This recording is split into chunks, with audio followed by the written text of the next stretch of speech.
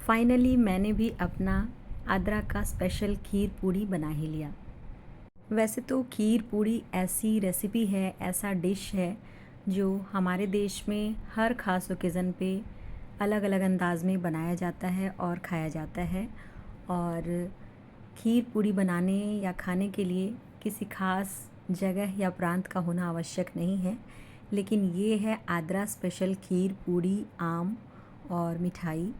सो मैं शेयर करती हूँ आप लोगों के साथ मेरी आद्रा की रेसिपी। मैंने इसको किस तरह से बनाया। मैं हमेशा नहीं बनाती, पर पिछले कुछ सालों से मैंने इसको कुछ इस तरह से बनाना शुरू किया है। सबसे पहले मैंने ये चने की दाल ली थी 1 कटोरी, जिसको मैंने उबाल के रख लिया है। और चूँकि ये प्रसाद के तौर पे चढ़ाया जाना है, तो मैंने सबसे पहले चूल्हे की थोड़ी-सी पूजा भी कर ली थी।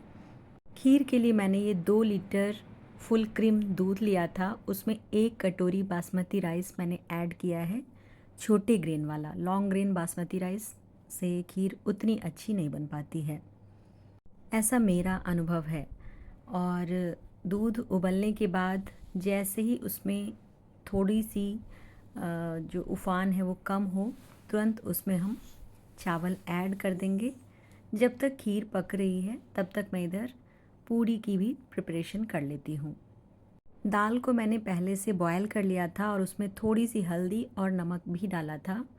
और इसके बाद मैंने ये कुछ अदरक, हरी मिर्च, और चूँकि ये व्रत के लिए है और भगवान पे प्रसाद भी चढ़ना है, तो मैंने इसमें प्याज लहसुन का प्रयोग बिल्कुल भी नहीं किया है। अगर आप नॉर्मली आम तौर पे खाने के लिए बनाते हैं ये दाल की पूड़ी या पराठे, क्योंकि आज जो मैं बनाऊंगी ना वो पूड़ी नहीं पराठे के तौर पे बनाऊंगी। रीज़न, मेरे बच्चे पराठे पसंद करते हैं और पराठा थोड़ा सा लेस ऑयली भी होता है and it's good for health, तो टेस्ट के साथ हेल्थ का भी ख्याल हो जाता है। इसके बाद मैंने कढ़ाई में तेल गरम किया है, उसमें जीरा, तेज पत्ता यानी कि बे लीफ और क्यूमिन सीड्स ऐड किया है और उसके ऊपर बारीक कटा हुआ अदरक और हरी मिर्च डाल दिया है। इसको हल्का सा सॉटे करेंगे। उसके बाद ये जो चने की दाल है ये बॉयल्ड है, इसको मैंने इसमें ऐड कर दिया है।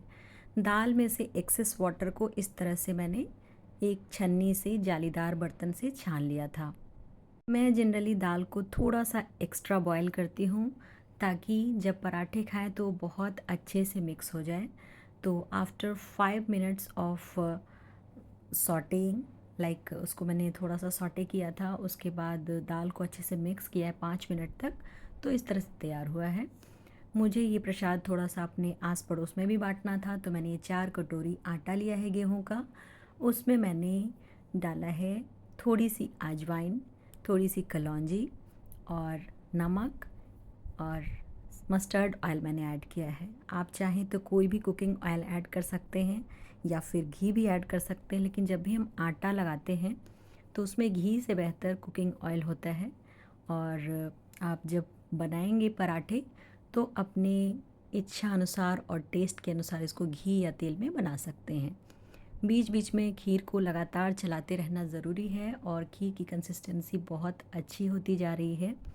ध्यान रखना है कि खीर जिस बर्तन में बना रहे हो वो थिक बॉटम पैन हो और उसको बिल्कुल सिम पे रखना है। पूरे पेशेंस और प्यार के साथ खीर बनाते हैं तो कोई भी खीर बना सकता है और अच्छी खीर बना सकता है।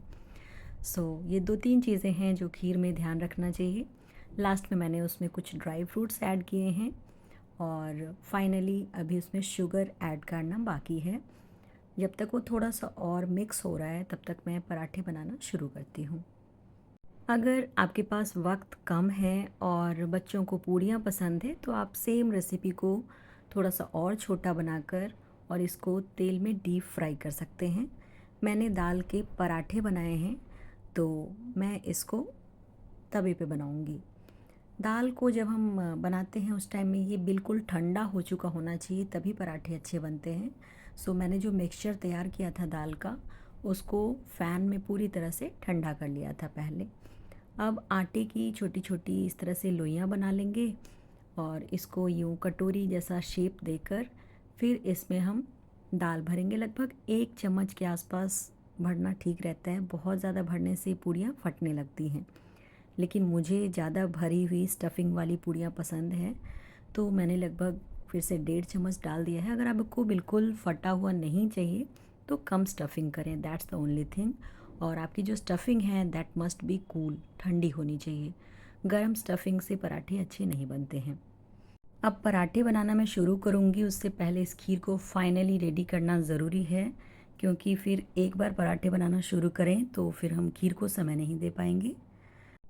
तो इसमें मैंने लगभग सेम अमाउंट ऑफ शुगर डाला है जितना मैंने चावल लिया था। चावल और चीनी का सेम प्रोपोर्शन होता है, तो खीर की जो मिठास है वो एवरेज मीठा पसंद करने वाले लोगों के लिए अच्छा होता है। और लगभग पौना कटोरी मैंने इसमें चीनी ऐड कर दिया है। लास्ट में मैंने ये इलायची पाउडर ऐड किया है अलॉन्ग विथ इट्स छिलकों के साथ डाला है, क्योंकि मेरे घर में ये इलायची के छिलके बहुत पसंद किए जाते हैं, स्पेशली मेरे पतिदेव के द्वारा। आप छिलके को हटाकर डालना चाहते हैं तो हटाकर डाल सकते हैं। और लास्ट में थोड़े से सैफरन स्टैंड्स भी डाल दिए हैं मैंने प्रसाद के लिए। अब हम पूड़ियों को बेलना शुरू करते हैं।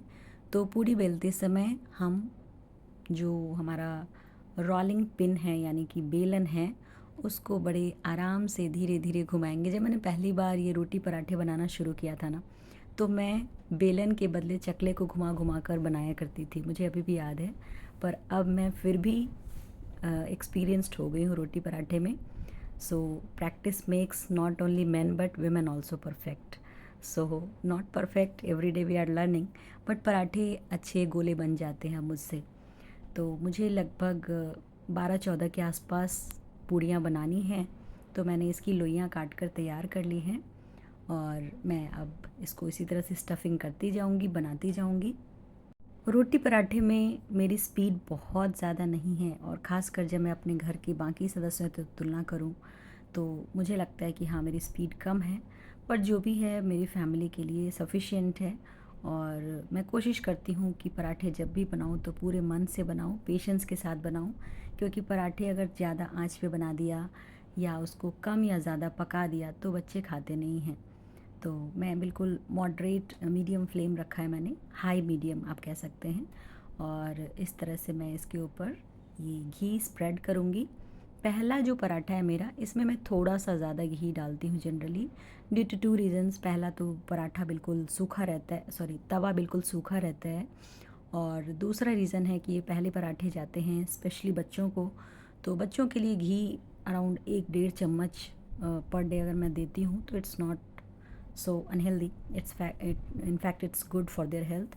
तो पहला पराठा मेरा थोड़ा सा घी ज़्यादा मैं यूज़ करूँगी, और सेकंड पराठा ऑनवर्ड्स मैं इसको स्पैटुला की सहायता से स्प्रेड करूँगी, तो उसमें कम घी में भी अच्छे पराठे बन जाते हैं। और चूँकि मैंने ऑलरेडी पूड़ी को पराठे का रूप दे दिया है तो it's not to worry much. और अब मैं अपने इस अनुभव का दोबारा से प्रयोग करते हुए अपने इस बड़े से तवे पे 2 पूड़ियाँ एक साथ बना रही हूँ। और इस तरह से करते हुए ना मुझे बहुत ज़्यादा गर्व का अनुभव होता है, क्योंकि मुझे पता है कि मेरी जो रेस होती है ना वो हमेशा मेरी खुद के साथ होती है। तो कल जैसा मैं कर रही थी उससे थोड़ा सा बेहतर आज करने की कोशिश करती हूँ। और यही मेरी लाइफ का मोटो भी है कि मैं किसी और से कंपटीशन ना करूँ, मैं जैसा कल बनाई थी उससे थोड़ा अच्छा बने, ये कोशिश रहती है बस। और जब ये 2 पराठे एक साथ मैं सेक रही हूँ ना तो मुझे सच में बहुत अच्छा लग रहा है, तो इसलिए मैं इस वीडियो को आपको अच्छे से थोड़ा सा डिटेल में दिखा रही हूँ कि how I am managing this both together. और अब बारी है इन 2 पूड़ियों के साथ एक थोड़ी सी छोटी सी सेल्फी भी लेने का। तो इस तरह से मेरी पूड़ियाँ बन के तैयार हो रही हैं और बच्चे वेट कर रहे हैं। पर मैंने सोचा कि पहले मैं प्रसाद थोड़ा सा चढ़ाऊँगी भगवान जी को, तो मैंने बीच में प्रसाद चढ़ा दिया भगवान जी को जाकर।